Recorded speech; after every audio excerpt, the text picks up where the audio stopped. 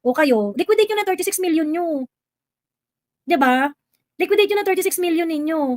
Na food pa lang. Okay? Food pa lang, 36 million na. Okay? At what point?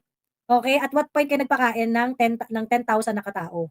'Di ba? Para kayo ay may 36 million. Kasi niyayabang pa ni Maui eh. Pagkain pa lang yan, wala pa ang rally materials. Sabi niya. Ayun. Sabi ni Kid Wanderer, sorry for gaslighting, pero kasi medyo may fault din ang ibang OFWs for the Duterte-related events. Nagkaroon tuloy ng opportunity ang mga scammers to take advantage ang generosity ng mga OFW. Kung closeness ang pag-usapan, kung closeness ang pag-usapan ng mga tanto ko sa mga Marcoses, nandoon talaga sila doon sa tunay na Marcoses. Now, kung gagawa ka na makiusap ka kay Amy, since you are close talaga ang pamilya nyo, hindi mo na dapat ilagay si Amy dyan. You can call her directly. Kasi kilala kayo eh. You're like family, your family. From the very, yung buhay pa yung pamilya nyo, Blue Lady nga yung grandma nila eh, ni Madam. So, hindi ako maniwala na kung halimbawa man, kaya gawa talaga ito. There is somebody who is nagdikta dito eh.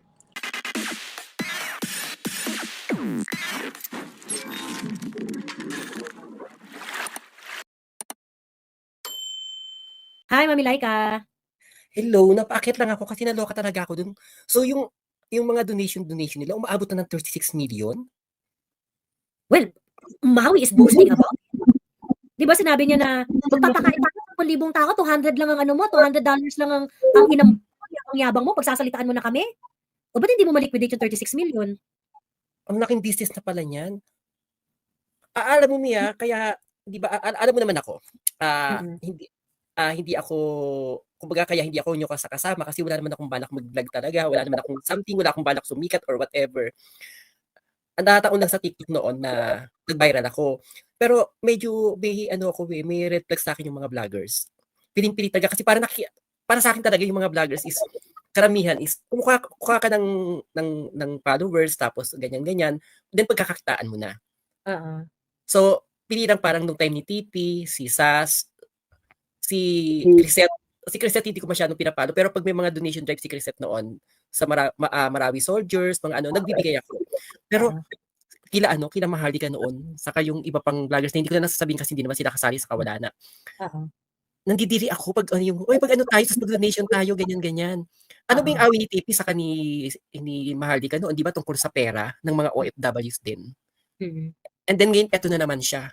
Nagagaganyan na naman siya, nag-accuse na naman siya ng scammer, ikaw, parang ginawa niya noon kay TP. Pero siya yung kumikita, humingi ng mga donasyon.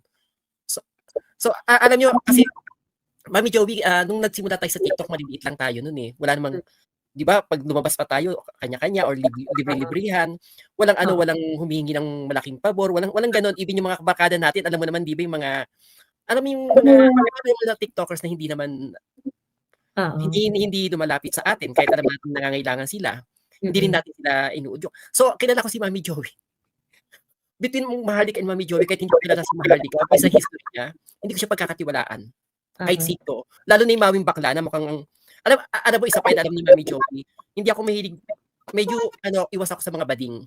Kasi bakla ako eh. Alam ko na yung mga kalakaran. Si Maui, isa yun sa mga red flag sa akin kasi siya pa lang, alam ko na to, mistarin tumbak lang to, mananarin to. Ayun. Kaya naloka ako, 36 million. Di ba early on sinabi mo na yan eh, di ba? Early on sinabi mo na yan eh, parang hindi mo siya feel. Oo. Ayun. Teka lang, sorry. Ayun. So anyway, ganyan lang naman kasimple yan, So sabi ko nga, ako, hindi ako kinakabahan sa mga ganyan kasi kaya ko magpakita ng resibo. Kaya ko magpakita ng mga mga documents. Kaya ko yan. So ngayon, Diyos ko. Nakakaloka. Sobrang nakakaloka. So parang kayo ngayon, although hindi ko lang alam but anyway, ano ko lang din, kukwentahin ko uli yung transfer ko na nandito. Kasi baka mamaya sabihin nila, ay, hindi nag-total into hindi nag-total into 120 yan, promise, ganyan. 120 talaga yan. Kinuwento ko na yan ilang beses, ganyan. So kung kunwari, kung sa math ninyo hindi tumugma or whatsoever, huwag kayong mag-alala, pwede natin pa-pull out yan sa Union Bank. Okay? Para maano natin yan. Sabi, Richard Gonzalez, sabi niya, totoong tao si Joey, Diyos ko, mga taong to. Ayan. Ayan, si Sir Richard, kasama pa natin sa TikTok ever since. Kasama natin sa TikTok yan eh, oo. At alam niyo po, hindi naman sa pagmamayabang, kahit paano meron naman ako. At nakasama ko si Joey ng matagal. Never yan humirit sa akin or humingi ng pabor. Mm. Or halimbawa may project siya, "Mami tulungan mo." Walang gano'n. Walang gano'n kay Mami Joey. Hindi niya kami nilalapitan ng something or whatsoever. Parang bahala ka kung gusto mong magbigay or mag-ano, bahala ka. Pero yung siya mismo mag-i-initiate para lumapit, Oo. hindi niya ako nilapitan. Like for example, "Mami may ganito kami baka gusto mo mag-donate." Hindi niya pa ako nilapitan kahit once. Mm. In short, So hindi ako burakot. oo. In short, hindi Ako ako pa burakot hindi kagaya kami pag nasa labas kami. Sumama ka lang, okey. sumama ka lang magmeryenda tayo, sumama ka lang sa'min magpakita ka lang. Ganyan pa si Mami Joey 'no. Oo, ayun. Joey, ang bait mo naman, sinasabi mo na agad plano kay Maui, pati tuloy si Thea Tan nakikialam, di naman kasali. Hayaan mo na. Magkaibigan yan si Thea Tan at saka si Edwin Hamora. Yan ang may friendship talaga yung dalawa na yan. So kaya nga si Edwin Hamora, actually yellow talaga yan. Totoo talaga yung mga sinasabi ng iba na yellow talaga siya. Ayun. So, well kasi ang ano naman, si Edwin Hamora before, nagsasalita siya, may mga sense naman yung iba niyang mga comments. So hangga't may sense ka, walang problema. Ang problema kasi ngayon, talagang wala talaga siyang sense. Tapos nagsasalita siya about logical fallacy. Kasi di ba niya naiintindihan yung sinasabi niya. But anyway, enough with Edwin Hamora kasi si Edwin Hamora, I don't think he is going to stop because that's how he is wired. Yung parang ang feeling niya, kailangan siya yung last say. So, for Edwin Hamora, ano na lang yan, legal ano na lang yan, legal action na lang talaga yan. So, yun lang yan. Ako, ang tawag dito, yan yung sinasabi nila sa akin, yan yung binabato nila sa akin eh. So, I can liquidate. Wala mga problema. O kayo, liquidate nyo na 36 million nyo. 'Di ba? Liquidate nyo na 36 million ninyo. Na food pa lang. Okay? Food pa lang 36 million na. Okay? At what point? Okay? At what point kayo nagpakain ng 10,000 na katao? 'Di ba? Para kayo ay may 36 million. Kasi niyayabang pa ni Maui eh. Pagkain pa lang 'yan, wala pa ang rally materials. Sabi niya. Ayun. Sabi ni Kid Wanderer, sorry for gaslighting, pero kasi medyo may fault din ang ibang OFWs for the Duterte-related events. Nagkaroon tuloy ng opportunity ang mga scammers to take advantage ang generosity ng mga OFW. Kasi nga yung mga OFW, karamihan sa kanila nangungulila, they want to be a part of the movement. Kaya nga somehow ako natutuwa ako na nagkaroon ng pagkakataon yung mga OFW na mag-shine. Lalo na kasi yung kumbaga yun yung silver lining nitong mga pangyayaring to, no? Kasi nung si PRRD dinala sa Hague, nag-shine talaga yung mga OFWs natin. Kasi nagpakita talaga sila talaga yung maiingay sa iba't ibang bansa, sila talaga yung gumagawa ng rally, nag-aambag-ambagan, yung mga ganung bagay ba. Ayun. Yes. Oh, So, pero wag naman natin anuhin yung OFWs kasi gusto lang nilang makapag-contribute on their own way. So, mm, ang sisihin natin dito yung mga yung mga nananamantala sa kanila. oportunista, yung oportunista, yun. Oo. Si Dean Chase nakikisali na rin sa kanila, sabi ni Patricia. Hayaan na natin. Trip na malaki naman na si Dean Chase, alam niya na gagawin niya. 'Di ba? Alam niya na gagawin niya. Ay, speaking of, may nag-correct sa akin. Sabi niya, ang sinasabi raw ni Dean Chase, hindi yung watermark ng Net25. Kasi nung pinanood ko siya, parang hindi rin ako talaga masyadong full on na nakikinig sa kanya nung one time. Pero parang nagugulat lang ako sa kanya, na bakit niya sinisisi yung bakit niya sinisisi yung Net25? Hindi ko talaga gets, ganun. Sabi parang, ang sinasabi niya na watermark, yung magic watermark na nag-a-appear doon sa soft document, na kapag pinrint mo, magiging blanco na siya, hindi mo na siya makikita. Yun yung sinasabi. So, hindi yung watermark ng Net25 yung kine-question niya. Ang kine-question niya is yung document na nakuha ng Net25 is allegedly tampered daw kasi wala nga daw yung hindi kasi since soft copy yung meron daw sila, I do not know how he confirmed na soft copy yung meron sila. Ganyan. Pero parang hinahanap nga niya yung magic watermark na yan. But I think my position is still the same. My position is still hindi kung paano kung soft copy pala yung binigay hard copy pala yung binigay sa Net25. Kasi sa announcement ng Net25, sinabi nila meron silang tao na pupunta sa Beverly Hills Police Department. So ngayon, ano ba yung na-receive na, hindi ko alam kung na-settle na yun ha. What if ang napunta kay Net25 is the hard copy of the letter? Pagkatapos yung hard copy ng letter na yun yung in-upload nila. Edi syempre wala talagang watermark yun. 'Di ba? Wala talaga siyang watermark. So ngayon, sa akin nga, ang importante kasi sa part ng Net25 is that they obtain the document from the original source. The original source is BHPD. Ganon. Ngayon, if BHPD gave them a tampered document, we have to show proof of tampering. At what point siya na-tamper? Pero mami, ano bang value nung papel na hawak nung Net25? Ano lang naman yung parang nag-request sila tapos sinabi na, yes, may namatay, pero hindi namin pwedeng disclose yung information. Kasi ongoing pa yun. Ganun lang naman, hindi naman sinabi na walang cocaine, wala si ganyan. Wala namang sinabing ganun. Ang sabi lang, hindi magbibigay ng detalye. Oo nga, ayun. So yun, so parang Ako, naniniwala ako na perhaps, kasi July 15 na-request yung letter na yun eh. Ako naniniwala ako na since very recent lang rin siya nilabas, tapos parang unlimited no information na pinrovide nila, considering na lumabas na rin yung medical examiner report, ganyan. I felt na yung nirelease ng BHPD might be whitewashed. Yung tinone down na nila yung laman ba, Babilayka. It could be, ganyan. Kaso nga lang kasi, even that, kailangan din natin ng proof na whitewash nga siya. Ayun. So yun. Sabi ni Robert Laguda, Joey, you're not reading my message. I have something to share for everyone. I'm 59 years old. Sabi ni Robert Laguda at malapit na siyang bumingo. Sige. Sir Robert, akyat ka po. Ayan.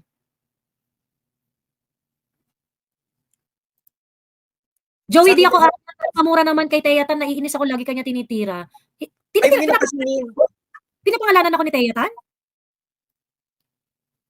Duwag Si naman si Teyatan Teyatan. Ano Si papangalanan niya? Teyatan na may papanran. Di ba siya yung yung may mga tinakbuhang utang, credit card ba yun or ano? Kaya nga tawag sa kanya Teyatan Panran eh. Oo. So ayan yung mga taong yan, tapos magsasabi kay Mami Joey na scammer. Hello. Oo. May mga issue pagdating sa mga kaperahan, sa panluloko sa pera. Oo. Tapos yung Ayun. mga OFW me, sabihan ko lang, kay Coco Locoy, kay Mami Joey, ano pa rin ako, alam ko na hindi yan manggagancho. So kung gusto niyo mag-donate, may mga project supportahan po ninyo. Kasi nung nasa TikTok kami, kahit may magbigay sa kanilang 10 stars na parang 20 centimos lang yung halaga, marunong magpasalamat sila, tinatanggap nila at tinitreasure nila na nag-effort kayo magbigay. Kahit 10 stars sa TikTok na ang halaga yata is parang 5 piso lang o piso lang yata. Wala, hindi 10 stars sa TikTok. Ano lang yun? Kasi $1 sa TikTok, 200 stars. 200 stars. O, diba, nung nasa TikTok po kami, ano yun, matyaga kami at hindi nagpapasalamat, hindi nag-ano. Ito, nagbigay ng $200 Canadian dollars, tapos binardagol nila. Parang, gago ba kayo? Oo. Nag-donate yan, tapos sa kawain ninyo, kahit pa 50 pesos lang binigay niyan eh. Sabi ni Iseraf, sorry for being ignorant, pero curious lang, di ba sila ma-flag ng AMLA if suddenly may pumasok na 36M sa account nila? I believe ganun din if they use wallets like GCash, at least KYC. Yeah, I think ma-flag sila, pero kailangan mag-explain lang naman sila dyan eh. Sabi nila may project, ganun. Ang kailangan lang naman ng AMLA dyan, ano yung legitimate activity, ganun. So, pwede rin naman kasi 36 million, hindi pumasok lahat sa account nila. Pero hindi rin naman pumasok sa account nila, pwedeng cash. Ayun. 'Di ba? Pwedeng nagpunta sila sa isang office, nag-meet sila doon, tapos lumabas sila ng may 7.5 million, ganyan. Pwede naman gano'n. 'Di ba? Kasi yung mga magdo-donate sa kanila, ayaw din ng trace. Pwedeng gano'n. So, yun. There's a different kind of power in a person with dignity. Miss Joey, your strength comes from truth and integrity. That's why we stand with you, sabi ni Lawrence Kikay. Maraming salamat po, ma'am. Thank you very much. Ayun. Ayan, that's what I like kay Joey kasi di siya nanghihingi, nagpaparinig. Not unlike dun sa isa, pa-coffee daw at pa-candy. Ayun. Ayan. Sabi ni Trey, Maharlika Baon sa utang, Channel 167 nakulong sa BP22. Si 167. Bawi bakla. Namamali mo sa live ni walang pambili ng aircon pero panay abroad ngayon. Yan ang team nila. Go figure. Ayun. Si Teyatan na nabigwasan ni Kuya Miko na nahimik, bumalik, totoo. Ano yan eh, si Kuya Miko kasi relentless talaga yan. As in, hindi ka tatantanan yan. Sobrang hindi ka tatantanan. Alam mo, minalala ko pala, nung nasa Quadcom kayo, tapos live yata yun, ewan ko kung kaninong live, nagko-comment ako ng, Miko, tumigil ka na. Ay, naku, ito na naman si Miko. Miko, tumigil ka na, ginagano ko. Siguro nabasa ni Kuya Miko, hindi ako pinapansin. Kasi parang, uy, parang wag mong sundutin yung mga yan, baka mamaya bigla kayo i-contempt, kaya tumigil ka na, Miko. Si Miko kahit kailan, gano'n. Ay, kasi pag inaway, hindi kayo tatantanan ni Miko. Oo, pag inaway niya si Kuya Miko, hindi kayo tatantanan yan. At lalo na si Kuya Miko, ano talaga, pagka nakakita talaga siya ng injustice, hindi rin talaga yun mapapakali. Ganun. Ayun. So, yun. Madam Joey, saan po si Madam Sas? Ay, hindi ko pa nabigyan ng link. Teka, bigyan natin ng link. Okay. Anyway, so tapos na tayo dyan sa resibo. Okay. So, nailabas na natin ang resibo. At sana kayo naman ang maglabas ng resibo ninyo. Ayan. Okay. So, ayun lang. Kayong maglabas ng resibo ninyo. May mga ano naman doon, may mga confirmation number naman doon and whatnot. Ayun. Problema lang ni Kuya Coco ay internet access. Oo nga eh. Move on na sa resibo. Oh, correct. Ayun. So anyway, Mami Laika, pag-usapan natin yung visit ni Bongbong Marcos sa Amerika. Kasi nakakaloka dahil pinublish pala ng PNA yung meron palang PNA report on the demands of the US. 'Di ba? Pumunta si Bongbong sa Amerika because of an invitation. ni Trump. Para yun dun sa mga country na ano kasi para yan sa diplomatic efforts dun nga sa tariff na inimpose ng Amerika sa iba't ibang mga trading partners niya. So ngayon, etong si Trump, meron siyang invitation nga. Kumbaga turn na natin na makipag-visit at makipag-usap sa US. Kasi yung ibang mga company, ay ibang mga bansa, sorry, ay nagpunta na, nag-negotiate na. So, for example, yung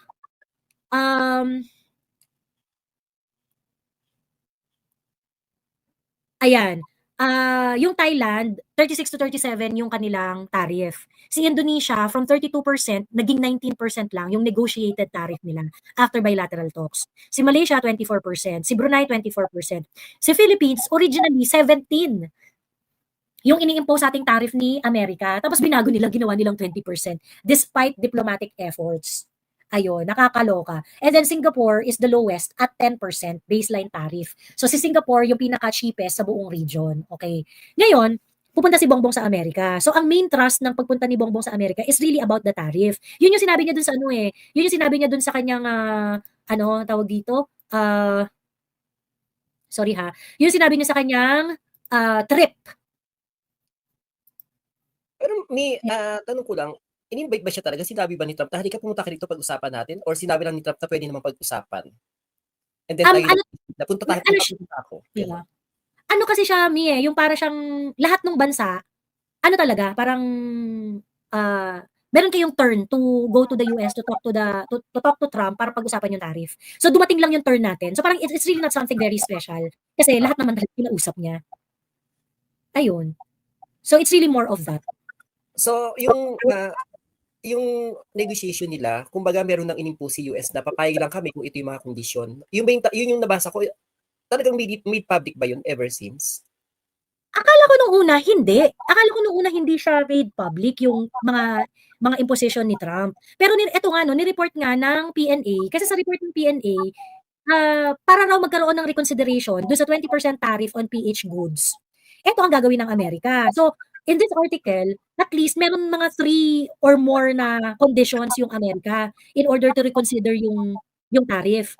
Ayan. So, basahin ko lang Mami Laika ha, kasi sabi dito, the Philippine government is looking to renegotiate the 20% tariff imposed by the Trump administration on Philippine goods, according to Philippine Ambassador to the US, Jose Manuel Romualdez. In a letter dated July 9, addressed to to President Ferdinand R. Marcos Jr., US President Donald Trump announced that beginning August 1, 2025, the US will raise tariffs on Philippine goods to 20%, up from the previously announced 17% rate. Etong 17% rate na to, nakakaloka to kasi parang 17%, meron ka ng diplomatic effort, pagkatapos tinaas pa rin ng US. Di ba? Yung parang 17% yung originally na in-announce, pagkatapos biglang 20% ng, parang, hindi mo na nga napababa, tinaas pa. Oo. Sana maintain mo. 17 is mataas, 17 is mataas. Para sa isang bitch ng Amerika, no? Di ba? Para sa isang bansang napakaraming nakuha ng Amerika. Diba? So anyway, yung 17, hindi nga siya naging 17, ginawa siyang 20, in-increase pa yung tariff. Pagkatapos, ang sabi dito, in a text message to the Philippine News Agency on Thursday morning, Romualdez said Manila would formally request a review of the tariff hike from Washington, D.C. Trump in his letter recognized the Philippine-US trade relation and said the latter has agreed to continue working with the Philippines despite having significant trade deficit. Ayan. So starting August 1, 2025, we will charge the Philippines a tariff of only 20% on any and all Philippine products sent into the United States separate from sectoral tariff. So yung base tariff pa lang yun wala pa yung parang specific tariff sa specific sector. Ganun, for example, mattress. Yung mattress, meron yung tariff na, meron siyang graduated na tariff yung mattress sa US. So from the baseline tariff, i-add pa nila yung sectoral tariff. Ganon. Grabe ang US, no? Ayan. So Trump said there would be no tariff in the Philippines for companies within the country. No tariff in the Philippines or companies within the country decide to build or manufacture products within. No tariff if the Philippines or companies within the country decide to build or manufacture products within the US. So ang sinasabi niya is that Mami Laika, no? Tama ba? Na kapag ka, kunwari, may Philippine company, tapos pupunta ka sa Amerika, tapos dun ka sa Amerika magmamanufacture, hindi mag-tariff. Diba? As if naman manufacturing country tayo. Ang nakakaloka nga dito, tayo, we badly need manufacturing industry to thrive in the Philippines. Kasi, ano yan, yung mga pabrika yan kailangan mo ng trabaho, kailangan mo mag-industrialize, kailangan mo dito ng real deal business ng production. Dadalhin yan supposedly ng manufacturing company. Kaso si Amerika, ang sinasabi niya, pagka meron, i-imposean namin kayo ng tariff, pero kapag kayo, mga Philippine company, kung ayaw nyo ng tariff, pwede naman kayong mag-manufacture sa States. Hindi na kayo magkakaroon ng tariff. Kaya nga sa katerbang OFWs natin sila. Di ba parang gago tong si Trump to? Kaya nga sa katerbang OFWs natin kasi walang oportunidad dito sa Pilipinas. Oo. So bakit ka magtatayo ng pabrika sa US? Para lang diba? Oo. Ayun. Tapos ito pa, yung sumunod niya na yung sumunod dito na punto, the US, he added, is also open to reconsider an adjustment if the country opened its closed trading markets to the United States and eliminates its tariff and non-tariff policies and trade barriers. So gusto ng Amerika, open market sila sa atin. So magiging parang extension tayo ng market ng Amerika. Bubukaka tayo sa kanila. Depende kung gaano kaluwang yung pagbukaka natin sa kanila, ganun yung tariff na ibibigay natin sa kanila. So for example, merong mga bagay na yung 100% kailangan owned by the Filipino nationals kasi nga yung medyo protectionist yung ating protectionist yung ating constitution eh. So there are very very few businesses left na kailangan 100% na na Philippine owned. Ganon. So ibig sabihin hindi po pwedeng mag-compete ang foreign market doon. Kaya for example, yung media practice, ganyan. Yung media practice, gano'n. Tapos yung ad agency, parang 75% dapat fully Filipino, 25% lang ang owners. So, ang ayaw ng Amerika is yung mga ganong trade barriers. Hindi. Dapat makakapasok kami dyan. Ganyan. Retail also. Yung retail, di ba parang meron yung rin limitation na certain amount, pwede kang pwede yung ma-liberalize. Pero kapag mas mababa dun sa certain amount na yon, kailangan Filipino enterprise siya. So, ngayon, dito ng Amerika, hindi. Wala dapat trade barriers. Dapat kahit maliliit na negosyo, galing sa Amerika, pwede rin kami pumunta dito. Pwede rin kami magbenta dito. Ganon. Ganun yung gusto ng Amerika. Mawala ng trade barrier ang Pilipinas. So magiging extension tayo ng market nila. Ngayon, depende sa pagbukakan natin sa Amerika, yung magiging feel nila na i-negotiate nila na tariff sa atin. Ayun. Tapos, eto pa, last. These tariffs may be modified upward and downward depending on our relationship with the country. So, depende kung anong feelings nila. Depende sa pakinabang natin sa kanila. Pag nakita nila, wala tayong pakinabang sa kanila, increase ang tariff. Pag nakikita nila na parang, beneficial, di sige, parang meron kaming gusto sa inyo, babaan muna namin ang tariff, ganyan. Ayan. So, yan po ang sitwasyon natin with the Americans. At nagbanta pa siya, hindi natin pwedeng gawin yung ginawa ng China na parang, bibigyan mo ako ng ganito kalaking tariff, sige, bigyan kita rin ng 80% tariff. Oo. Hindi tayo pwedeng gumante. Oo. Ayan. Nakakapikon tong US, no? As if naman yung EDCA states na lang nila, parang extension na ng Amerika. Ano ba napapala natin sa EDCA sites?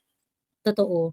Para sa isang bansa na sobrang daming pakinabang ng US, we cannot even make a good deal with the Americans. Talagang, we are the America's bitch. Alam mo, kaya gagamitin ka lang kung kailan, pero ikaw, wala kang magawa. Bubukaka ka lang. Alam niyo, di ba yung ginawa ng China, di ba? Oo. Di ba yung nagkaroon ng trade war sila, yung sa China? Anong ginawa ng mga Chinese na ay, dito ginagawa yung Apple, dito ginagawa yung LB bag, ito lang siya, ganyan-ganyan. Ay, di ba natarante mga brands sa abroad na parang, hindi nyo na kailangan bumili sa abroad, ito ay mura nyo na magagawa, kami rin naman yung gumagawa niyan. Oo. Totoo. Alam mo naman, si Duterte, tingin ko kasi Duterte ito, baka pinakyo na si Trump. Una, tingin ko hindi kayang gawin ni Trump kay Duterte yan. Pero kung sakaling gawin ni Duterte yan, ay ni Trump kay Duterte, baka pinakyo na sila ni Duterte. Parang bahala kayo sa buhay nyo. Bigyan ko rin kayo ng tarif. Ang galing sa ninyo. Ganun. Oo. Sasakit ka na. Ayan. Pero alam mo, Mami Laika, sobrang nawiweirdan ako dito. Kasi parang sobrang lopsided nito. Sobrang lopsided nito. Tapos, allegedly, may nag-tip sa akin na the Philippines is meron pang meron pang parang meron pa nakakadiring terms yan ganon. So parang ang sinasabi is that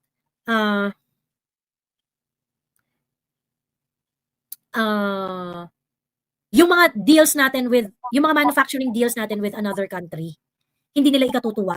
Ganun. Ay, hindi naman ikatutuwa. Parang makaka-apekto yan sa tariff na ibibigay namin sa inyo pagka meron kayong mga manufacturing agreement or meron kayong mga deals with other countries. Ganyan na mag-i-invest. Lalo na yun, specifically China. Oo. Ganun. Kasi napaka-advance na ng China. Kung hindi tayo makikipart pagdating sa trade with China, tingin ko mas okay kung makikipag-partner tayo sa China, given yung product nila sa laki ng population nila than US. Tapos malapit pa yung China sa atin. Oo. At saka ano, tawag well, mag-benefit talaga tayo sa laki ng Chinese market eh. Talagang ano, kung sino man makapenetrate ng Chinese market is really bound to be prosperous, 'di ba? Ano na Sas? Ayun. Bakit ka na Sas? Kaya bibigay ko sa kanya yung ano, yung link. Ayan, ang tagal mag-ano.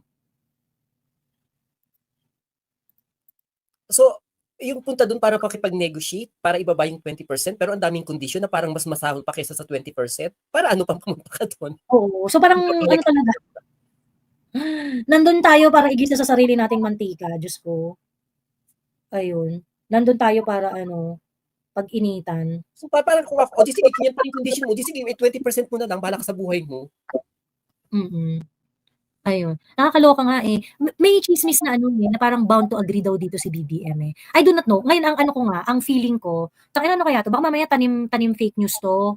Baka mamaya they are just trying to press release a very very lopsided agreement. Pagkatapos parang pagkakunwari, na-maintain ni BBM na 17% yung tariff. Gagawin ng hero. Na parang ang laki-laking achievement na, wow, napababa ni BBM ang tariff. Oo, parang ano, ganyan. kasi parang ang lala, una-una, ang liit na bansa natin, hindi naman tayo mayaman, pero papatawan tayo na ganyang kalala. Ano mapapala sa atin ng US para patawan ng ganyan? Ang ano ng Philippines is that sa Southeast Asia kasi tayo yung isa sa mga pinakamataas na tariff imposition ng US sa buong mundo. Ang Cambodia, ang tariff rate niya is 49%, ang Laos 48%, Vietnam 46, Myanmar 44, Thailand 36 to 27, Indonesia 32, pero na-negotiate ng Indonesia at na-pull down niya into 19%. Pagkatapos Malaysia 24, Brunei 24, Philippines 20, Singapore 10. Ayan. Okay. Ito Mami Laika, ito nakakatawa. Kasi meron tong ano meron tong interview si April 3, 2025. Nung unang nilabas ng US yung schedule nila ng tariff. Ang sabi ng US, 17%. Oh, Philippines, 17% ang tariff niyo. Ha, ganyan. Ayun. Pagkatapos ngayon, ang sabi ni US after isuspend nila yung implementation ng tariff niya na kasi di ba parang ni 90 days nagbigay siya ng 90 days na na moratorium. Pagkatapos nitong July 9, sabi niya, "Oh, hindi, 20 na 'yan. Wala na yung 17." Ganun. So yung sa 17, nagbigay ng statement nun si Claire Castro. Ito yung statement ni Claire Castro. Ito yung statement ni Auntie mo, Claire. Ayan, wait ha. Nasaan na yun? Nilagay ko yung ano. Ay, wala yata dito. Wait. Nandun yata sa isang post ko. Asa na si Sas? Pa tayo umakyat? Oo nga. Sinandan ko na ng link. Akyat ka na, Sas! Ito yung sabi niya dati. Patungkol sa kanilang desisyon po kasi ng gobyerno nila. Kung meron po sila pangalagaan patungkol sa kanilang mga economic growth nila or sa kanilang mga ekonomiya, hindi po ito mapipigilan. Yan po ang kanilang magiging polisiya. At sabi nga po natin, ang pagpataw po ng 17% na second lowest, sa ating palagay ay hindi na po ganoon kasama. Mabuti pa rin po ito sa ating palagay. Although undeniable, it could also lead to higher costs, di po ba, yung tariff. So, may epekto din ho yun kahit paano sa ating economy. Yes. So, how are we taking this, are we even taking this positively given that it could lead to higher costs? Pwede po kasi maging positibo ito, pwede maging negatibo ito, lalo kapag ka po tayo nag-export. Pero kapag ka po nanatili ang ganitong klaseng polisiya, maaari pa rin din po tayo makakuha ng mga investors mula doon sa mga bansa na may pinapatawan ng malalaking tariff. So maaari silang pumunta sa Pilipinas, dito sila magsagawa, mag-manufacture, dahil 17% lamang ang pinapataw sa atin. So pwedeng negative positive ito. So ang sabi niya dati, ito nakakatawa. Ang sabi niya dati, tawag dito, yung 17%, dahil yun sa Southeast Asia nga daw, parang isa tayo sa pinakamababa sa region. So baka maging positive daw yun. Kasi, paano maging positive? Ewan ka din sa putang inang to. Gaga? Kasi nga daw, sa atin daw magpupuntahan yung mga manufacturer kasi mababa daw yung natin. Mababa daw yung tariff natin, ganyan-ganyan. Pero, ang nakakaloka kasi, part ng condition ng agreement, isa daw sa mga part ng condition ng agreement na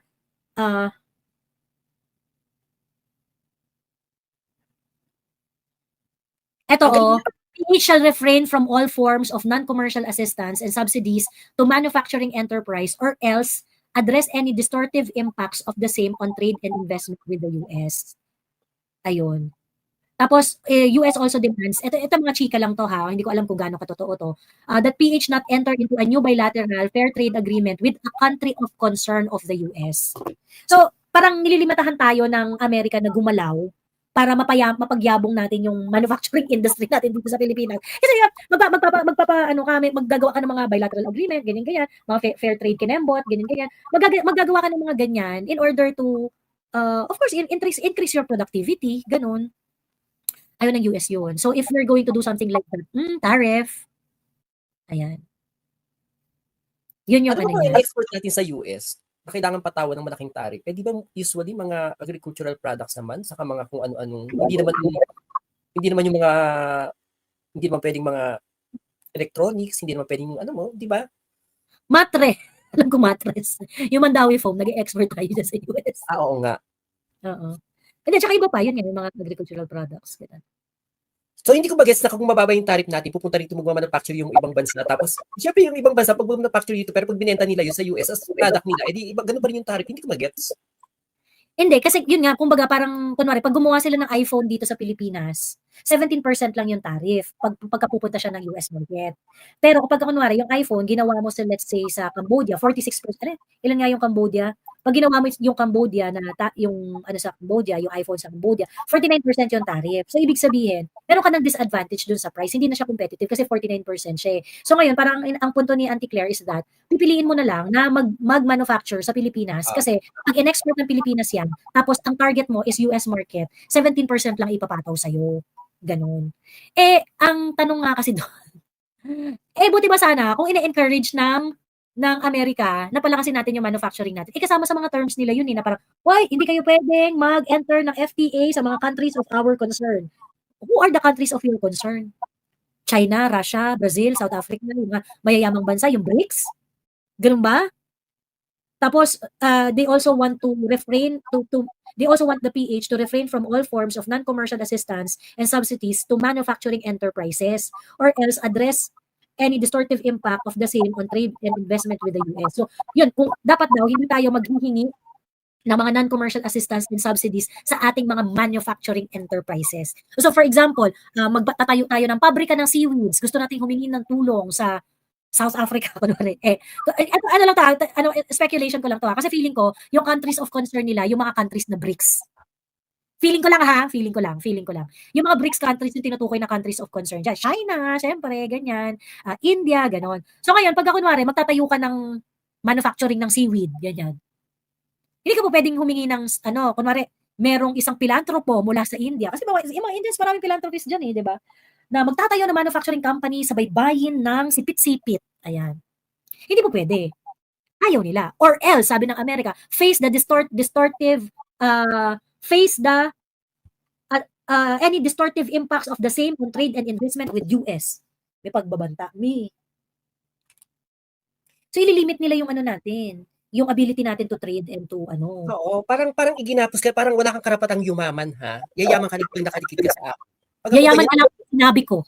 Oh, parang pakyo ka. Lumayas ka na rito. Oo.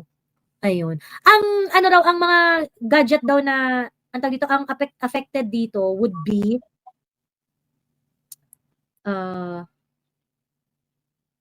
teka, wait ha, sorry.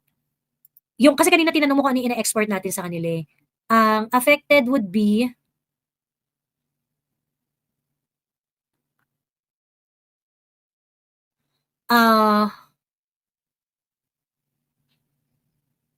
electronics, garments, agriculture, and food products. Yun yung may impact. Again. Ang affected would be electronics, garments, agriculture, and food product. Ayun. So mamamatay nga kasi pag inimpusan mo ng tariff yan, papatong sa presyo, pagdating sa kanila magmamahal. Oo. Wala nang bibili. Oo. Hindi na siya competitive sa Amerika. Ayun. Ang solusyon, humanap na ibang pagbibentahan. Di magbentahan yung US. Huwag yung bentahan ng ng mangga na nila. Padala natin kay ano, sa UK lahat. Mahilig sila sa mangga daw dun eh. Ayan. Sabi ni Daxi, kung matinong leader si Bongbong, pwede niya sigurong gawin leverage yung EDCA na pwede niyang i-terminate. Pwede ba yun ma-terminate? Well, kung may balls. Oo, Kung may kung balls, feel diba? ka. Kung may balls siya, ayun. So yun. Yun yung sad ano niyan. Yun yung sad na state niyan. Alam mo, May, sa totoo lang, parang wish ko na lang na sana ginawa nilang malala para kunwari pag uwi ni Bongbong, sasabihin niya, yes, napababa ko ng 17. Walang kondisyon, tas 0 siya. Parang okay na sa akin yung ganun. Kaysa kung totoo yan, tapos halimbawa pag uwi niya, o hindi na 20 yung tarif pero mag-aabay tayo sa mga kondisyon ng US. Lose-lose scenario yan. Oo. Kaysa ka lumagar, talo ka. Well, hindi natin alam kung kunwari, will he refuse the conditions? If he's going to refuse the condition and the tariff is at 20, ang consequences is, yung mga exporters natin dito, mahirapan sila. So, maaaring iba, ikamatay nila ng negosyo nila yan, hindi sila maging competitive, ganyan-ganyan, or hindi natin alam, baka naman mag-survive sila kasi magpunta sila sa ibang market, doon sila magbenta, gano'n, pwede naman, gano'n. Either that, or pababaan ni Bongbong Marcos yung tariff with that condition. So, ibig sabihin, yun na, parang we are US bitch. Talaga. Like, for the ends time na, ay hindi, yayaman lang kayo pagka sinabi namin na yayaman. Pwede na kayong yumaman. Ganon. Sabi ni si Haya, 10% tariff as long as we hold their weapons manufacturing companies here. May weapons manufacturing ba sila dito? Wala pa, pero pinopropose, parang nagsalita na yung AFP na, okay sa amin yan. Sabi na sila na ganun ni. Hindi yan, pwede. Magkayo dito lang, manufacturing, weapons manufacturing, weapons facility. Ayun. Ayun lang. Anyway, hello, Neneng B. Ay, hello. Oh, hello, Miss Joey. Good morning. Good morning Tawag po. dito. Oo, si Gibo. Diyos ko, nakakaloka talaga yan. Si Gibo, wala talagang pagmamahal sa mga Pilipino yung taong yan. Kasi nga naman, siya, dual citizen nga siya eh. Yung Kurimaw na yan eh. Diyos ko, nakakaputang ina yan. Kasi, ang sabi niya, mag-aano pa yung sa disaster, di ba? Yung makikipag-coordinate pa. Diyos ko, coordinate. Hindi, Sara nga, ayan eh. Di ba? Yung sa kanya may coordination pa. Anong coordination dyan? Seryoso. Nakita ko na-apply ka? Yung today pa lang sila nag-announce na walang pasok bukas. Kaya nga. Diyos ko, Ginoo ko, ilang araw nang umuulan. Linggo pa lang yata o Saturday ba yun? Oo, Di ba? umuulan Umuulan. sa Manila, Webes pa lang. Dito sa Manila, Webes pa lang, Biyernes, umuulan Tapos na. yung parang wala ka pa din ginagawa. Yun nga, yung sabi nga, dapat nga meron ng mga 6x6, yung mga di ba yung mga malalaking sasakyan ng para yung mga nasa stranded. Bakit si Inday Sara nagagawa niya? Kasi sila wala, di ba? Sabihin, kailangan pa nilang ng go signal ni BBM, ang tatanga naman nila. Siguro naman pwede na nilang i-deploy yun, di ba? No, kahit naman siguro approve naman siguro kay BBM niya, inang addict na yung animal na yun, di ba? Napapasarap na lang yun doon, naghihiga na lang yun doon. Kasi tuwan-tuwa na siyang inaano siya, iniintindi siya ni Trump, di ba? Si Trump ay wala namang ibang gagawin niya kundi negosyohin lang talaga tayo dahil siyempre negosyante yan eh. Ano ba, Diyos ko? Di ba? Si Trump, kung ano yung pwede niyang kunin dahil nga gusto naman ni Bongbong yung mga missile na sabi nga ni Bongbong proud na proud siya eh na merong yung missile, di ba? Para takutin yung mga Chinese na panakot niya sa mga Chinese yan eh. Tapos may Mother Neneng, binabanggit niya yan. Alam mo, nagkalat na sa international news na parang sikat na parang kakampi tayo sa Taiwan. Alam mo, yun yung parang yes! Tapos si Browner. May ano pa si Browner, di ba? May sinabi pa, di ba, na ready na, ganun. Parang, talagang gustong-gusto na talagang makipaggirahan. Nakakalukot sila. Si Gibo talaga wala yan. Walang kwentang tao. Buti na lang talaga, hindi nanalong presidente. At hindi nakuha ni PRRD dati, di ba? Kasi kung nakuha ni PRRD yan, pasakit lang din sa buhay niya yung tao yan. Kasi kaya pala hindi pumayag yan si Oo, ma'am, ang marian na, di ba? Mayat maya nagtataas ng alarm, dapat nga doon naka-deploy ka na kasi nakakatakot mga matay yung mga tao doon. Diyos ko, Ginoo, di ba? Kaya pala hindi pumayag yan si Gibo na maging DND secretary ni PRRD nung panahon niya. Kasi yun yung time na dual citizen siya. Hindi na lang talaga din, kasi wala naman din talaga siyang kwentang tao. Kung nagagawa ng OBP na makapag-respond agad, bakit siya hindi? Nasa kanya nga yung nasa kanya nga ang lahat ng resources eh, di ba? Bakit? Ano yun, wala lang. Ano, papalaki ka lang ng itlog dyan, ang sarap lang ng buhay mo dyan sa Forbes Park kasi wala namang mangyayari sa inyo eh. Eh paano yung mga maliliit na tao na nakikipag-anuhan sa buhay nila, naghahanap buhay kahit na umulan, bumagyo, Diyos ko, magpapasok at papasok yung mga empleyado kasi siyempre, arawan yung sahod eh. Pero sila wala lang talaga silang pakialam, no? Wala talaga, wala kang maaasahan sa gobyerno ito. Kaya ang mga tao, hanggat hindi nga sila hindi nagre-revolusyon, wala talaga yan. Pababayaan na lang nila yan si BBM na ganyan. Ina, wala talaga. Ako nga sabi ko, ang problema, hindi naman marunong ang mga Pilipino, hindi mo marunong magrevolusyon ng mga Pilipino. wala eh. Kaya nga sabi ko nga, bakit ngayong matanda na ako, sana maulit yun. Kasi bata pa ako noon eh. Na hindi naman namin naramdaman yun sa Cebu noong time na yun. Ay, aliit ko pa noon. Sabi ko, sana ngayon. Kasi nandito na ako sa Metro Manila. Dito ako nakatira. Gusto kong maranasan yun. Gusto kong nandun ako mismo. Ay ko, Lord, hindi ba talaga mauulit yung adik yung presidente namin? Ba't ganun? Yung mga tao, hindi sila makagalaw talaga. No? Yung parang, naiipit kasi yung mga tao dahil walang pera. At wala rin masyadong namumuno. Yung parang mga senador, takot sila. Yung, wala talaga makapag ano eh. Kasi sabi ko, bakit ganun? Ano bang nangyayari, Lord? Ano ba yan? Bakit ba? Nakakasawa na eh. Kasi parang uulit na naman yung nangyari sa Subic. Di marami naman mga pokpok yan. Kasi, di ba, kung magtatayo ng ammunition. So, meron na namang mga gano'n. Balik na naman sa pokpokan yung yung lugar ng ano niya, Subic. Di ba? Kasi doon niya eh. Dami namang pokpok, Neneng B. Kahit wala. Ibig ko sabihin, mas lalala na naman yung problemang gano'n. Di ba? Kasi yun nga yung nangyari dati. Di ba? So, uulit na naman. Talagang history repeats itself lang talaga. Yung parang umuulit-ulit lang talaga. Wow, grabe talaga. Hello, Aldo. Ayan. Okay, anything else, Neneng B? Sige, okay na, ma'am. Sige. Thank you. Wala ka na? Finish ka na? Yes, ma'am. Sige. Makikinig na lang ako, ma'am. Okay. Thank you, Neneng B. Ayan. Then, ma'am. Hello po. Ayan, nandito si Aldo eh. Hi, Aldo. Hello. Ayan. Hello, Karma. Hello po, good afternoon, evening. Anyway, kumusta na kayong lahat? Ang akin lang is, itong very yung bang, hindi ko gusto lang itong pinasok ni mama ni Paulo Tantoco, yung gumawa siya ng, dito muna ako kasi para mag-CGF sa whatever. So, ngayon, ang ano ko dito, ang napansin ko kasi dito, unang-una, mother ka sa namatay na anak mo na siyang nagdala ng kumpanya nyo, ng kumpanya ng siya yung mga doon, head of the doon. So ngayon, after 4 months ka pa lumabas, and then written statement pa, pinadala mo pa sa bilyonaryo, and then it says there na good evening bilyonaryo and Miss Amy. So very masyado yung targeted masyado yung paggagawa ng sulat. And itong sulat na to, na ginawa na ito, 100% na hindi siya ang gumawa nito eh. Hindi ito gawain ng isang bakit? Kasi yung mga ginagamit dito naman katulad ng hindi lang, meron pang mga emoji, hindi yan ang gawain ng isang 70 years old or yung mga yung mga ganyang mga tao. Kaya dito pa lang, kung hindi man yan siya nagsulat, baka someone else wrote it for her, tapos parang, mami, okay na ba to? Sige, okay na yan. Baka ganun. Ang sa akin naman doon is, meron talagang isang tao pa dyan. Kasi remember, yung daughter-in-law niya is social secretary. Alam niyo na kung sino kanino social secretary. So, there must be somebody na kumukumpas na siya yung mga gumagawa na ito ang gagawin mo, ito ang gagawin mo. After 4 months, so kung ikaw, si Nina Vargas na who holds a very good yung bang life at saka alam mo na yung mga kaibigan niya, mga nasa high society, hindi ganito mag-isip.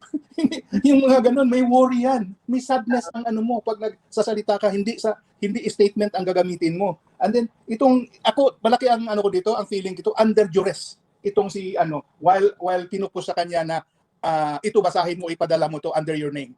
Kasi pag umpisa pa lang dito sa ilang paragraph pa lang, nakalagay na kaagad na in the presence of his wife, Dina, who is the social secretary, he died, he joined his wife, the first lady was not involved in any way within our son's death. Why would you say that doon pa lang sa isang paragraph? Yung pag-umpisa pa lang, nandoon na yung mo, parang inabsuelto mo na yung si first lady. So na instead ang focus mo doon sa matay ng anak mo, meron ka nang gustong i-absuelto na tao. Nandoon ka pa sa first paragraph yung sa sa sulat mo. So si Lisa agad. So parang ang goal talaga is to absolve Lisa. Of course, yan talaga yun. Itong sulat na ito, kung basahin mo kabuban, kung you don't really have to be a rocket scientist to understand this, yung pagka-misis na ito. Kung meron kang critical thinking na, Altang-alta daw yan yung si Mrs. Nena Tantoco. Altang-alta daw yan. So hindi yan ganyan mag-English. hindi ko. Sa society talaga, alta daw talaga yan. At saka hindi mo pa alam baka mga ano pa to sa labas o whatever, yung mga bargas yan eh. Oo. Hindi ko talaga makita-kita dito kung talagang mag-isip ka, kung mga talagang makikita mo kaagad ang pag-umpisa pa lang sa paragraph niya sa niro na kaagad mali eh. Pag-umpisa pa lang hindi ko si Miss Amy doon eh. Bakit ko isasali si Amy Marcos diyan sa magpadala ka ng sulat?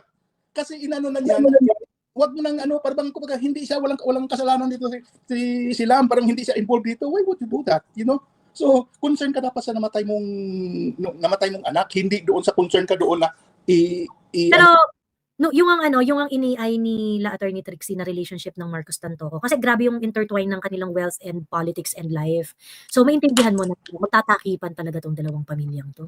Pero ang ano ko naman diyan, nakita mo yung merong isang attorney na yung nandiyan na sa New York na inaano din niya yung mga rin. Siya rin yung nag-expose na bumili ng si Madam Marcos ng mga ari-arian. Merong isang apartment doon sa Manhattan banda na binili niya, ang bumili yung lola ni nandoon yan yung nasa YouTube yun. Sila pinapakita pa nga nung abogado yung kinreate ni Cory Aquino na maghabol ng mga PCGG. PCGG. Merong PCGG doon na nandoon na sa New York ngayon na siya yung nag-i-expose, meron din siyang YouTube channel. So I don't know nakuha. Bakit, sabi ni What Happened Vela, bakit pilit na nililink si Amy? Kasi si Amy humingi siya ng report di ba? Mm-hmm. Yes. Humingi siya ng report. So tapos, ang talaga namang kaibigan ng mga Tantoco ay mga Marcos talaga. So ngayon, dahil umeksena na nga ng todo-todo si Auntie Molisa, siya na ang gumaganap ng mga Marcos duties, ganyan-ganyan. So, I think, parang out of respect kay Amy siya nag-e-explain. Kasi si Amy naman talaga yung totoong Marcos, hindi naman si Lisa. So, kaya kasi sinama siya talaga dyan. Tapos, si Amy rin yung Gina. Hindi, gumawa kayo ng report! Ganyan. Gumawa kayo ng ganon. So, siya yung Gina. So, kaya minention siya. I think it has something to do with, if any, yung mga Tantoco, siguro alam nila yung sungit ni Amy. Kaya, minention siya. Pero kung closeness ang pag-usapan, kung closeness ang pag-usapan ng mga Tantoco sa mga Marcoses, nandoon talaga sila doon sa tunay na Marcoses. Now, kung gagawa ka na makiusap ka kay Amy, since you are close talaga ang pamilya nyo, hindi mo na dapat ilagay si Amy dyan. You can call her directly. Kasi kilala kayo eh. You're like family. You're family. From the very, yung buhay pa yung pamilya nyo. Blue Lady nga yung grandma nila eh. Ni Madam. So, hindi ako maniwala na kung halimbawa man, kaya gawa talaga ito. There is somebody who is nagdikta dito eh. Kasi yung si Nina, tatawagan niya kasi almost kaedad lang yan sila eh. Ni Nina. Ay, oo, ni Amy. And they are friends. They're friends at the time. Late, papa 70 Oo, na. kasi kailangan pag-isipan mo talaga eh. Bakit ilagay mo pa si Amy dyan na you can call her? Kasi yung friends nyo is almost the same. Nasa society kayo, tawagan mo lang yan, connect mo ako din kasi hindi ko na makausap. They will just talk. Amy, wag mo lang kung ganun. Pero hindi niya magawa yun. Kasi alam niya hindi totoo yung mga niya. Kaya yun yung ko doon na ito, pagkatapos mawala na sa power, sila, ito yung mga word ng mga if I have known na ganito ang mangyari, yun yung word na naman nagagamitin ni Madam Nina dito, na ganito kasi yan, ganito kasi yun, yung mga ganun. Those are things na mangyayari yan. Meron ng mga recantation after. Yun yung mangyayari. Kaya ako, duda lang ako dito. Kasi binasa ko ito na yung tulad ni ang daming, katulad nung wala sila doon sa yung wala sila investigation, hindi sila imbestiga. Sino ngayong inimbestiga? Sino ngayon ang kini-question ng mga pulis? Kasi ang pulis, pag nandito ka sa meron talaga yan, meron yung video recording na merong investigador na kausapin ka. Yung ito yung what happened, nandoon ka, mga ganon. Even if wala ka doon. Pero pag nalaman nila na nandoon ka, na ipapatawag ka, kaya natawag sa iyo person of interest eh. Kasi umalis ka, bakit ka umalis during the time na nandoon ka? Paano ka nalaman? Kasi may CCTV camera, you were there. Yung mga ganon ba? So, hindi kaya ako, masyadong hilaw yung pagko-cover up nila eh. Yan yung Kaya, itong si Donald, balikan ko naman si Donald Trump. Si Donald Trump naman, transactional na presidente yan eh. Kaya, you have to, doon na, baka may mga something dyan. Kaya, papahiyain talaga sila ni Donald Trump pag hindi sila marunong makipag-usap dyan. Kaya, yun yung ko lang. So, that day, at saka, ang tawag dito, Donald Trump is going to always protect the interests of the Americans. I don't think may pakialam yan sa atin. Hindi, sa Pilipinas. Ang Ayun. ano So ko lang, transactional siya. Yes, just like any other world leader. Pero ako wala akong ano kay ilusyon kay Donald Trump na iisipin niya yung parang kapakanan ng Pilipinas. Alam mo 'yun? yeah. Na hindi sige, kontian lang namin yung kurot sa inyo. It's never gonna do that. Kaya nga si Donald Trump, ganito kasi yung idea ni Donald Trump sa tariff. The way I understand it, si Donald Trump, pinoprotektahan yung mga manufacturing na company sa States. Yun yung intention niya kasi mga mura yung nasa labas, like sa China, sa Vietnam, tataasan niyo ng tariff. Kung pasok yung tataasan mo kasi para makontrol niya yung makapag-compete yung mga manufacturing company niya sa States. Yun talaga, yun mamatay yung mga kumpanya ng mga American owned company, manufacturing company. Yun talaga yung idea ng tariff niya. So which is understandable, pero hindi naman niya napatumba ang China eh. Ano niyo ako na impose 500, 100 din ang impose ko sa inyo na tariff. Kasi hindi naman yung China hindi naman takot sa kanila eh. Kaya those are the things. Ang lastly na isingit ko lang dito para hindi mamamatay naman itong issue kay Risa. Para masaya si Risa dito sa nangyari na ngayon eh. Kasi parang natatabunan yung sarili niyang problema eh. Sarili niyang kahihiyan. Oo, yung sarili niyang kaya masaya siya ngayon. So, akin lang is pitikin natin paminsan-minsan itong si Risa para hindi mamamatay yung yung mga issue sa kanya din. So yung si Lisa, ako naniniwala ako diyan sa bakit paano siya pumunta sa Riyadh. Meron siyang something na connection doon na nakakonect din doon sa White House. Yun ang ko paniwala ko. Na-remember mo yung meron pang issue si Donald Trump din sa yung aeroplano na parang bili or paano. There must be somebody there. Okay. So yun lang yung ko, sinishare ko sa. Okay. Thank you, Karma. Maraming Bye-bye.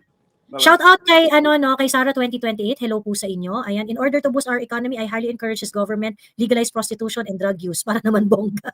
Give up ka na ba? Ice mo ka. Give up ka na buhay. Ayan. Sabi ni May comment lang ako, May comment lang ako dyan sa issue ni Lisa kay Tantoco. Kumbaga, maingay na naman eh. Naikabit na yung drugs, tapos kila Lisa ever since, and then may issue pa na yan na lumabas. Sa ngayon, unless paglabas yung US mismo ng report na official na may implicate si Lisa, tingin ko walang mangyayari kasi between family na yan na magkaibigang pamilya eh. So magkukubera na yan. So doon na lang tayo, naman yan, malalagay naman sa history yan na one time may first lady na kasama ng isang oligarch na namatay sa cocaine overdose. So magiging na yan, magiging bukang bibig na yan hanggang sa pagtagal. Agree ako, Mami Laika. Agree ako na gano'n. Kasi, kaya hindi ako umaasa na makukulong si Lisa, madedetain si Lisa, ganyan-ganyan. Kasi nga, it is expected really that they are going to, Saka yung involved kasi kaibigan as a family friend eh. So, magkukubera na yan. Tapos, kaya, unless yung US talaga yung maglabas. At labas ng report, tapos sabihin, imbestigahan ba't may nangyaring droga-droga dito. Mukhang whitewash na eh. Feeling ko na whitewash na din eh, gano'n. So, na lang yan is lagi natin babanggitin. Parang, hoy, Lisa, hindi namin nakakalimutan yan, ha? Meron ka pang may chismis pa sa'yo. Correct. Actually, ang dyan, really, is yun nga, yung parang i-push-push talaga natin si Lisa na bakla, di ba? Yung pumunta ka sa Riyadh. Miss Joey, makasingit lang.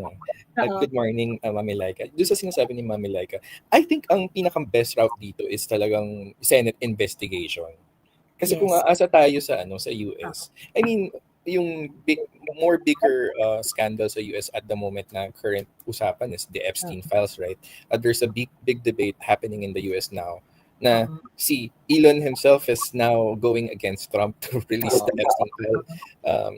And si Trump sinasabi ngayon na parang wina-whitewash niya na ngayon. So that makes me think like something as probably so scandalous like yung issue ng kay Lisa is probably parang napakaliit na issue compare sa what sa bigger scandals that they have been talking dyan sa US. So I'm not positive that they'd actually, kasi parang nila yan, di ba? Parang playing card nila yan. So, yun lang. In line dun sa usapan kanina, yun nga, maikabit ko na rin like usapang tariffs and all. Hindi ko alam whether may difference ba itong issue kay Lisa dun sa tariff na inimpose sa atin ni Trump. I feel like this is really parang last major hurrah ni President Trump to salvage or to save yung economy nila. Kasi 'di ba yung height ng pag-revamp niya ng mga tariffs globally. Lahat talagang tinira naman niya, even India and all. Kaya ang opinion ko dito, walang bearing yung yung issue ni Lisa Marcos. Mm. I mean, gagawin pa rin niya yan. Kasi ginawa din naman niya sa ibang mga bansa na maliit. Kasi he's been posting, di ba, parang messages na how he badly wants BRICS to go down. So, yun lang yung opinion ko dyan. Parang walang bearing masyado yung issue ng kay Lisa. Talagang hahawakan niya sa leeg lahat ng bansang kaya niyang hawakan sa leeg. Because following lang yun sa mga yung mga signal post ni Sir Jan Sui, kasi pag halimbawa sa geopolitics tsaka sa economics, medyo si Sir Jan Sui yung sinusundan ko dyan. You know, Yes, si Jan, di ba, she's been talking about yung certain downfall ng US. It maybe not now, but something that's bound to happen eventually. Feeling ko ito mga last attempts to save yung economy ni US, kasi 'di ba right now meron ng divide sa MAGA group sa US at the moment between Elon and Trump regarding dun sa Big Beautiful Bill. Ang sinasabi ni Elon, I think yung sinasabi ni Elon is exactly what Jan Suing is been saying dun sa post niya, na yung utang natin is rising to extreme levels, and yet si Trump pinush pa rin siya, which is a complete, parang Bongbong Marcos, complete 360 dun sa mga campaign promises niya. So, feeling ko at the moment nag-a-align yung mga stars ni Donald Trump tsaka ni Bongbong Marcos here. So, yun. Para sa ng Utol. pangangailangan. Kasi 'di ba yung yung issues, yung divide dun sa MAGA group ni Trump now is yung mga campaign promises ni Trump is essentially hindi yun yung ginagawa niya, like yung no war, stop all of the wars sa Israel, sa Ukraine. Kasi now, di ba, sa Ukraine, he was... Kasi nagkwento yung jowa ko. Napapanood pa raw niya si Ben Shapiro ngayon. Apologies na daw yung dating ni Ben Shapiro. Ay, talaga. Apologist sa, sa Israel? Rarara pa rin siya. Rarara Trump pa rin siya, ganun. Kasi biglang pro-Israel si Trump, when before, parang sabi niya, ayaw, gusto niya i-stop ang war. Ang weird, di ba? Kasi sobrang unpredictable ni Trump, di ba? Parang, nung una, parang first few months of his term, he was glorifying si Vladimir Putin. Ngayon, ina-attack na naman niya si Vladimir Putin. And then, magsasend na sila uli ng parang reinforcement, parang military reinforcement sa Ukraine. So, I don't know. Parang napaka-unpredictable ni Trump. So, true, ayun. Si Candace Owens, naging anti-Zionist dahil sa Gaza War. Ayun, oo nga. Kaya siya umalis ng di ba, ng Daily Wire. Kaya siya umalis doon. Hindi, pero hindi lang sa hindi lang doon sa parang, kahit yung ibang mga questionable na issues ni Trump. Super rarara pa rin doon ni Ben Shapiro talaga. Kasi parang dati pa naman yata issue nila yan yung bago si Biden pa, yung nag-break yung grupo nila. Umalis si Candace Owens dahil nga but let's not mistake si Candace Owens as anti-China. Anti-war siya, pero hindi siya anti-China. Ayun. I think yun yung mga common talaga sa kanilang lahat. No? Even si Tucker Carlson, anti-China, pero anti-war. Iba-iba rin. Ayan. Sabi ni Susaku Rukawa, inaabangan ko si Charlie Kirk.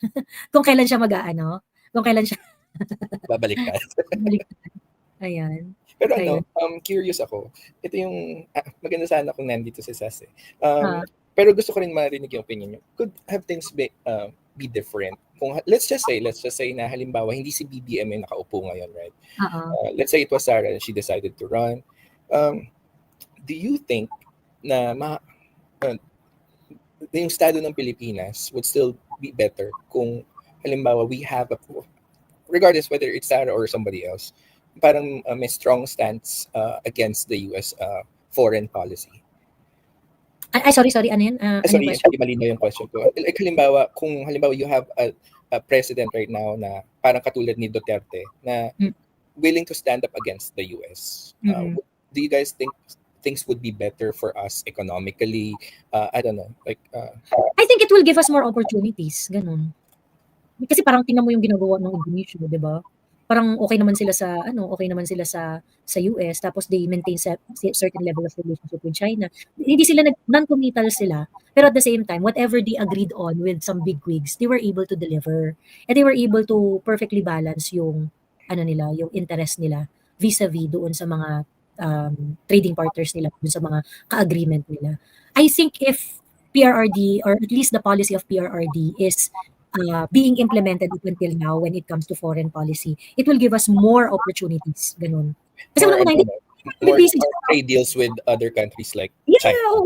oo, ganun. Tapos, hindi tayo mabibisi dyan sa West Philippines, pa concert, tapos umiiyak sa misery ng Philippines sa West Philippines. Hindi na tayo mabibisi dyan. Kasi di ba nung panahon ni PRRD, ang concern lang ang hiningi lang niya sa China is allow our fishermen to fish.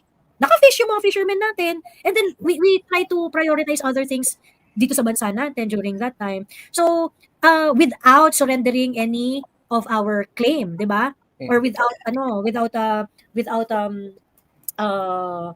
yung being beaten sa unahan, sa girian, ganyan. So, yun, tapos medyo lesser din yung incident. Ayun, That makes me wonder, Miss Chloe. more opportunities. That makes me wonder. Again, kaya wala akong alam sa geopolitics, how it all works, right? So, we're closer to China, we get more deals with them, trade deals, better, parang less friction pagdating sa mga hot topics like West Philippine Sea. I wonder how the US would react to that. Kasi di ba si US now is, si Trump specifically has been, meron siya mga pronouncement na anyone na magsusupport sa BRICS would get tariffs, ganyan. So I wonder, like, if that happened during this term, whether it's BBM or Sara, I wonder kung gaano natin re-resist yung ganong possible threat from the US. Sa akin, ito mahirap na i-resist ngayon. Alam mo kung bakit? Pag upo pa lang ni BBM, bumukha ka na tayo sa US eh. Binigay na natin lahat. So ngayon itong si US, kumbaga, itong si Trump, mag-impose na naman ng bago. Wala na tayong bargaining chip. Binigay na natin eh. Ubus na eh, oo. Oo, kumbaga sa babae, isinuko na natin yung virginity natin. So ngayon, gusto tayong laspagin, hindi na tayo pwede magpakeme-keme pa. Cute, oo. Which brings me dun sa isang post ni Sas some days ago, yung like, the president for 2028 will have the hardest job. Whether internationally or locally, I think geopolitics or local politics, I think that's true. Sobrang mahihirapan kung sino magiging presidente on 2028. Wala ka nang ubus na yung leverage mo eh. Nakuha na ng Amerika lahat ng gusto nila. Yeah. Diba? Anyway, that's all for now. Thank you so much. Salamat po, Miss Laika and Miss Jo. Thank you. Maraming salamat. Dapat na dito